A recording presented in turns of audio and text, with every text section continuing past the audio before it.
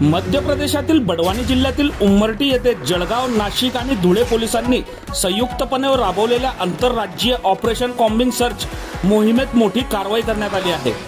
फरार गुन्हेगार, अवैध शस्त्रनिर्मिती आणि तस्करी विरोधात ही धडक मोहीम राबवण्यात आली. मध्य प्रदेशातील बडवानी जिल्ह्यातील उमरटी गावात जळगाव, नाशिक आणि धुळे पोलिसांनी संयुक्तपणे आंतरराज्यीय ऑपरेशन कॉम्बिंग सर्च मोहीम राबवत मोठी कारवाई केली. जळगाव जिल्ह्याचे पोलीस अधीक्षक यांच्या प्रत्यक्ष मार्गदर्शनाखाली 400हून अधिक पोलीस अधिकारी आणि कर्मचाऱ्यांचे विशेष पथक रात्री 1 वाजता रवाना झाले. पहाटे 4 ते सकाळी 8 वाजेपर्यंत गावात सखोल शोध मोहीम राबवण्यात आली. या मोहिमेचा मुख्य उद्देश फरार आणि वॉन्टेड आरोपींचा शोध घेणे, अवैध देशी कट्ट्यांच्या निर्मिती व तस्करीवर आळा घालणे तसेच आंतरराज्यीय गुन्हेगारी साखळी मोडून काढणे हा होता. कारवाई दरम्यान 45 संशयित घरांची झडती घेण्यात आली. 20 संशयितांची कसून चौकशी करण्यात आली तर 12 जणांना ताब्यात घेण्यात आले.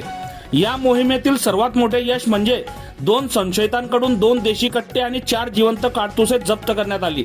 याशिवाय पोलिसांनी 32 संशयित मोटरसायकली, देशी कट्टे तयार करण्यासाठी वापरण्यात येणाऱ्या मोठ्या प्रमाणातील कच्चा माल आणि साचेही जप्त केले.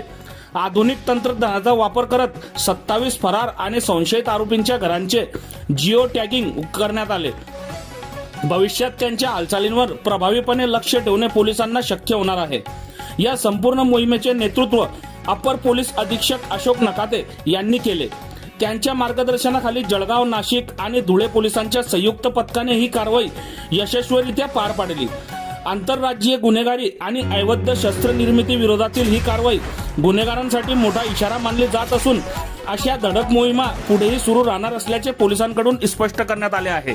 बघत रहा MH19 न्यूज. मुख्य संपादक श्रीकांत वानखेडे सोबत ब्युरो चीफ जोएब सय्यद, जळगाव जिल्हा, महाराष्ट्र.